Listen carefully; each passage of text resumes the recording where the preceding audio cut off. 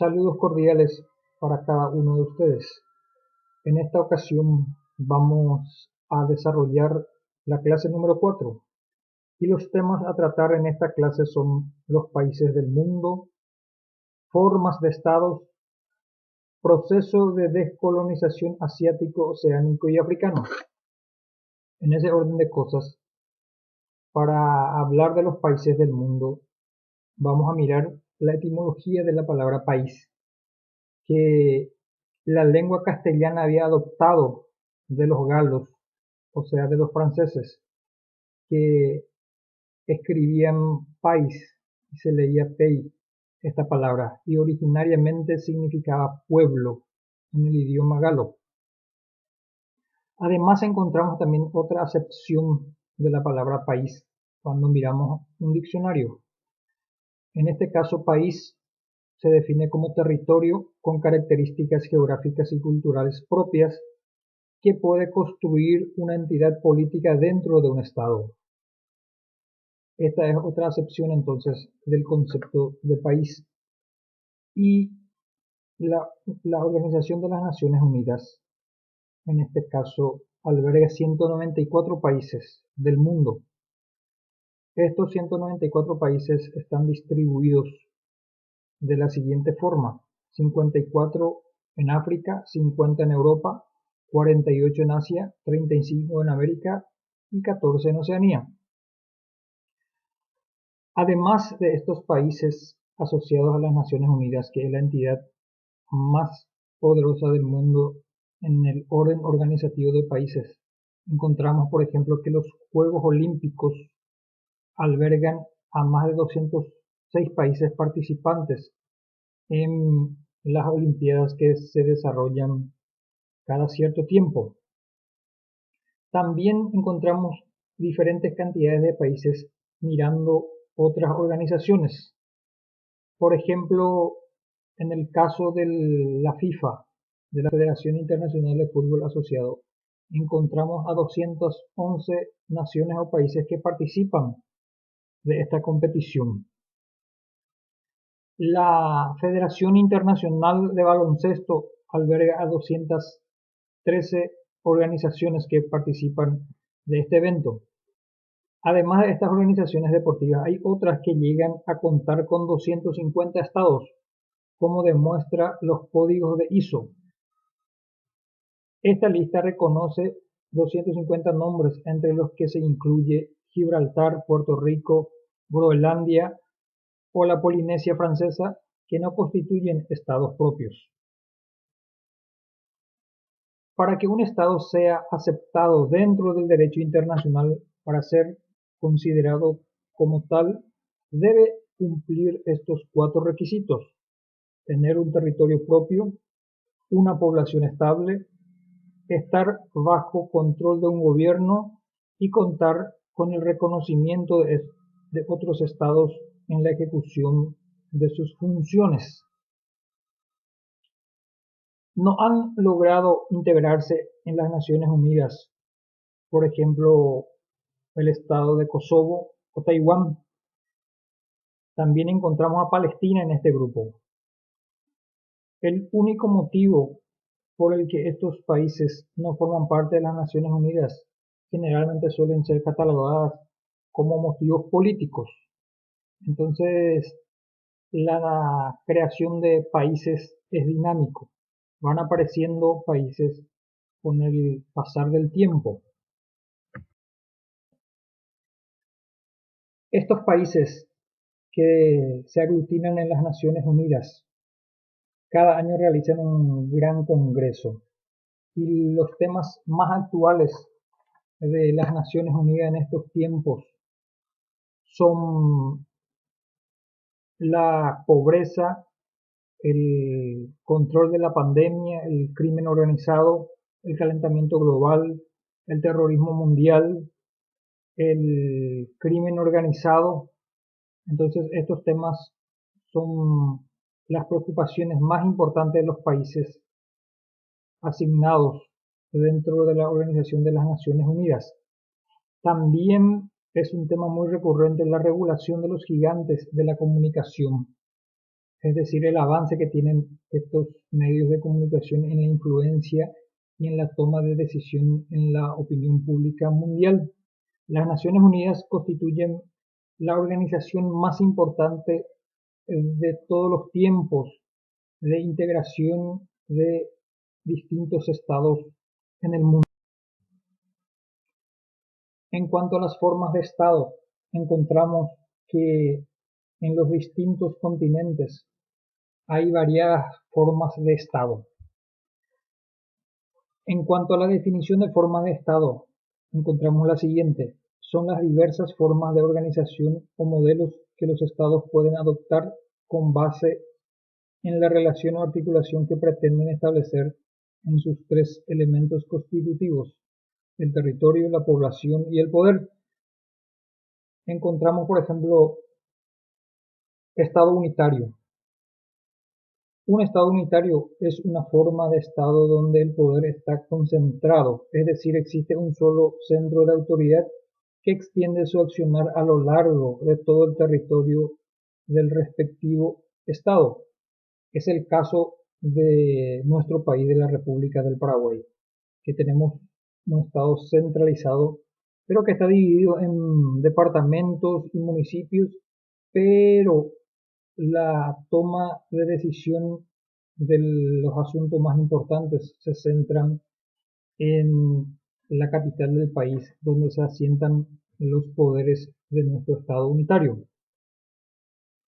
Encontramos otro tipo de forma de estado, es el federalismo. Es una doctrina política que busca que una entidad política u organización esté formado por organismos que se asocian delegando algunas libertades o poderes propios a otro organismo superior a quien pertenece la soberanía y que conservan una cierta autonomía. Encontramos esta organización de Estado aquí a nuestro lado nada más, en el Estado brasileño. Además, los gobiernos regionales poseen, sin embargo, una representación en este tipo de organizaciones federales. Cada región tiene representantes en la Cámara de Diputados y en la Cámara de Senadores. Otro tipo de Estado es el socialista. En este ámbito de cosas encontramos esta característica: el comunismo es una doctrina política, económica y social que aspira a la igualdad de las clases sociales por medio de la eliminación de la propiedad privada de los medios de producción, doctrina fundada en las teorías de los alemanes Karl Marx y del inglés Friedrich Engels. Entonces, un Estado socialista basa su organización ideológica e institucional en el comunismo.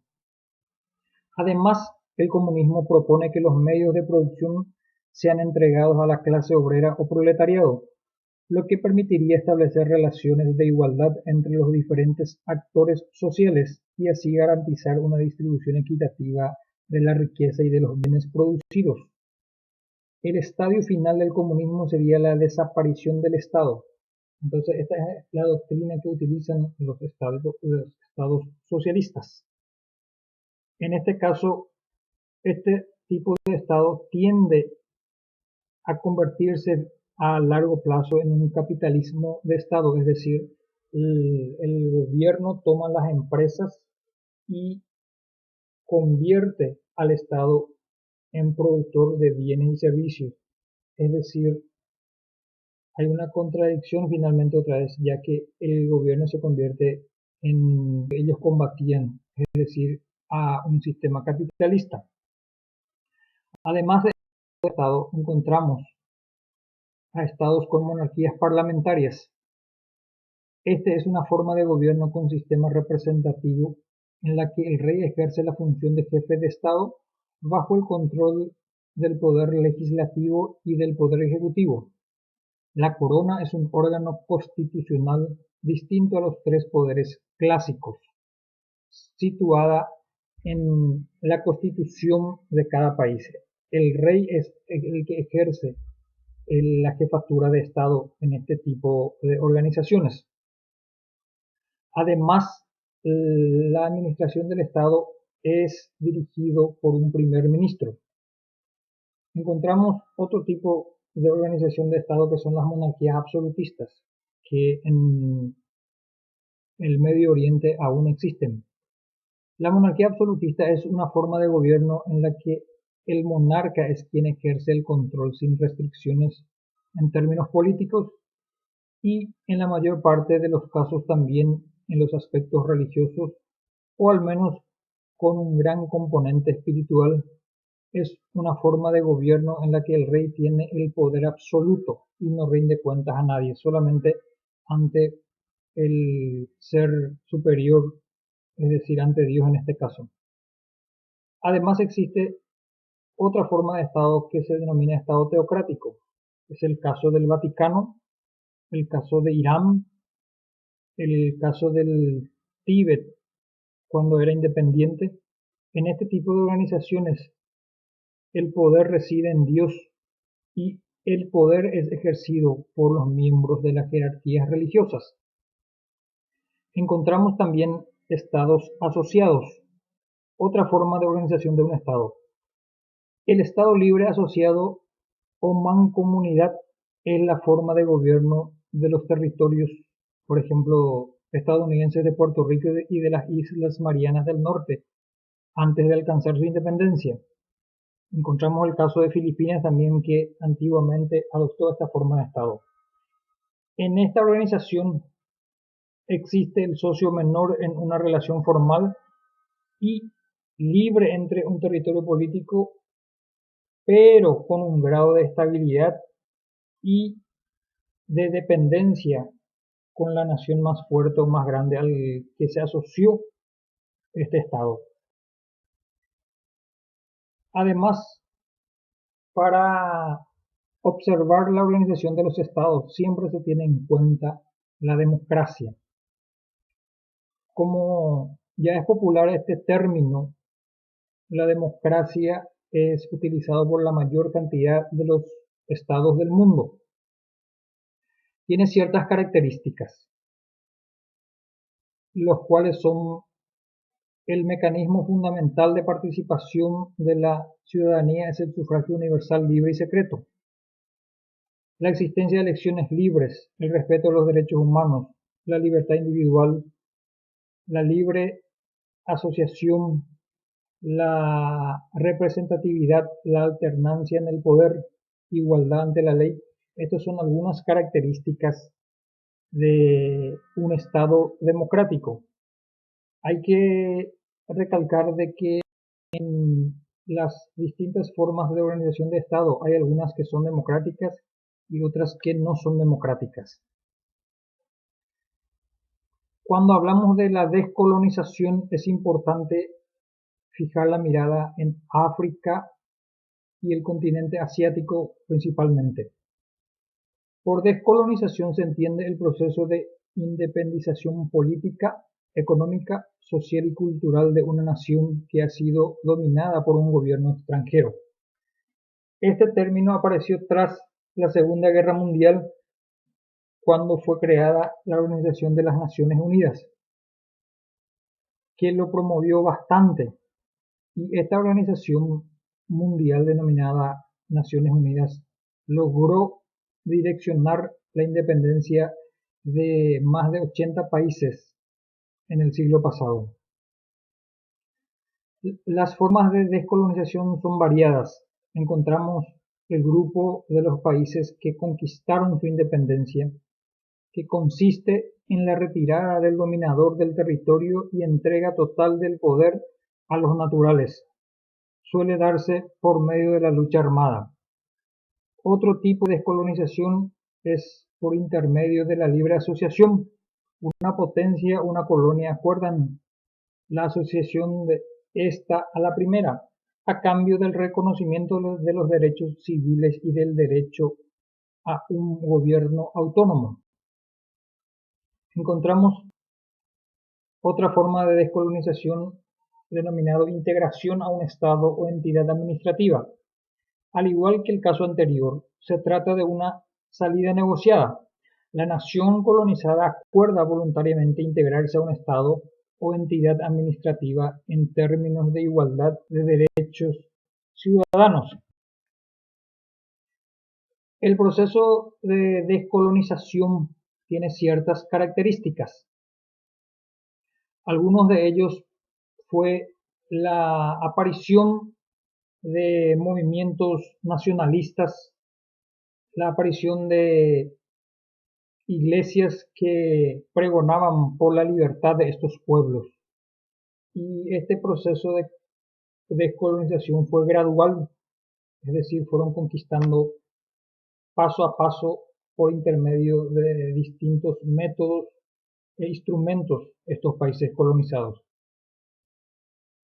No concluyó la descolonización totalmente en el mundo. Hoy día tenemos una nueva forma de colonialismo, entre comillas, más moderno, denominado neocolonialismo. ¿Y qué es este neocolonialismo? Es un sistema político que utiliza el mercantilismo, la globalización empresarial, el clientelismo político y el imperialismo cultural para ejercer influencia en países descolonizados o independientes. Es una especie de colonialismo pero más actualizado. Esta práctica es ejercida por las grandes potencias sobre aquellas naciones menos desarrolladas. Las causas son de tipo económico, geopolítico y de poder militar. Esta descolonización del África, Oceanía y África se fue desarrollando por etapas y cada etapa tiene sus particularidades. Generalmente se distribuyen en tres etapas, desde 1945 al 55, del 55 al 75 y la última etapa del 75 hasta la actualidad. Variadas causas encontramos por las cuales desembocaron en la independencia de estos países. Encontramos factores internos y externos. Entre los factores internos, por ejemplo, encontramos la aparición de los movimientos nacionalistas, la esclavitud de esos pueblos, y entre los factores externos encontramos el impacto de la Segunda Guerra Mundial, la Guerra Fría y las distintas conferencias mundiales que fueron organizándose por intermedio de las entidades multilaterales que asociaban a los países. La descolonización más notoria de los continentes se desarrollaron en Asia y África. Y cada país de estos continentes tuvieron distintas caracterizaciones o particularidades en su lucha y en su conquista de la obtención de la libertad. Encontramos en Asia el país de la India, que tuvo una lucha pacífica contra los ingleses. En el continente africano, los países más emblemáticos fueron Egipto, Marruecos, Argelia, quienes tuvieron más notoriedad en la opinión pública mundial en su proceso de independencia. Estas colonizaciones tuvieron consecuencias para los lugares o pueblos donde fueron colonizados. Es decir, ellos sufrieron el arrebatamiento de sus recursos, la esclavitud, el atraso y otras formas de discriminación en el proceso de sometimiento de los países europeos hacia estos pueblos más débiles. Entonces, estas son las ideas principales de los temas que desarrollamos en esta clase número 4.